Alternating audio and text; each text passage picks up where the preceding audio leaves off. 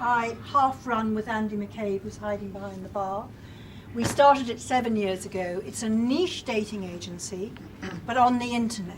The internet is great fun, but it is hard work, because not everybody on the internet is exactly as they seem. And I'll tell you why. I'll tell you what the problem is. All of us, me included, suffer from something we call in the industry FSI, faulty self-image. We all think we look much younger than we really do. I do. I'm sure you all do. You all think you look at least 5 years younger. And why? Because on your birthday, your friends tell you that you look so young, not a day over 30, my dear. Or when you're trying on that new dress, you look fabulous. I'd never have thought you were the age you are. And we actually begin to believe it after a while. So we think we can cut a year or two off our age on the internet and perhaps put a slightly older photograph on. That's the downside of the internet. But the upside is you can practice domino dating till the cows come home. You can do lots of practice. Not everyone will be fabulous, but you'll get lots of opportunities to hone your dating skills. And the thing is, if you're only dating, going on one new date every 6 months, whatever, it's a big deal if it doesn't work out. If you've got one new date every week, then it's no problem. Next, please, if it doesn't work out. And it doesn't always. However, if you don't want to do all the hard work of the activities and the internet dating, which I do recommend because I think one should do more than one thing, there's always the personal introduction agency. Now this is where I do the 30-second commercial for Drawing Down the Moon. So you can shut your ears if you don't want to hear it. Basically, Drawing Down the Moon, as I said, was started 23 years ago now by somebody else, another Mary called Mary McGlory, in the bookshop near the British Museum. The idea behind it was that it was a niche dating agency for better educated professionals. And we're not ashamed of being a little bit elitist here, because what we want to do is to introduce people to other people who are very like themselves, who've got lots in common. Because the more people you get together who've got something in common, the more likelihood there is of some of them sticking. It's a simple fact of life. The other more general purpose agencies will suit other people. But for this reason, we're very selective about who we take on. And we'll only take people on after we've let them test drive the system at Drawing Down the Moon by coming into the office, having an interview, being ID checked, and having a look at some of our profiles and photographs of potential partners. And we do this to make sure that we can match them before we ever invite them to join, because it doesn't work for everybody, alas. And if it's not right for you, we will point you in the direction of other agencies. And as I said, I think every professional can be as successful in their dating life, their love life, as in their work life, if they employ similar strategies. At work, if you are looking for a new employee, you go to a headhunter. If you are going to the gym and really wanting to hone that body, you take a personal trainer, and so on.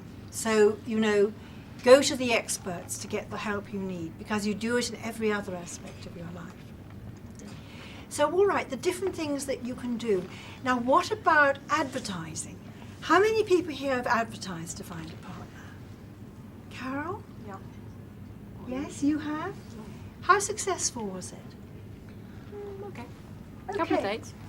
I met somebody I went out with for 5 years. For 5 years? You went out with the person you met through an ad? That's interesting.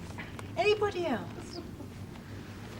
No, not an awful lot of people have done it. But I bet you one thing, and that is that everybody here has read the ads in the papers, haven't you? What about those naughty little acronyms and the shorthand of these advertisements?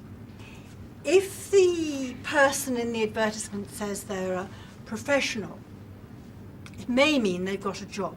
Very good. If they say they're creative, read hasn't got a job. Sensitive, read shy. Old-fashioned. Dull. Looks unimportant. Virgin and desperate. Fun-loving. Looking for a shag. Sexy. Ditto. Passionate. Seeks lots of shags. Nights in. Seeking a shag and mean with it. Open-minded. Looking for a shag in rubber. Highly sociable. Drinks a lot. And we know what that means. Cuddly. Well, we all know that that means they're probably obese. Young looking. Over 40. Young at heart. I'm afraid pushing 85.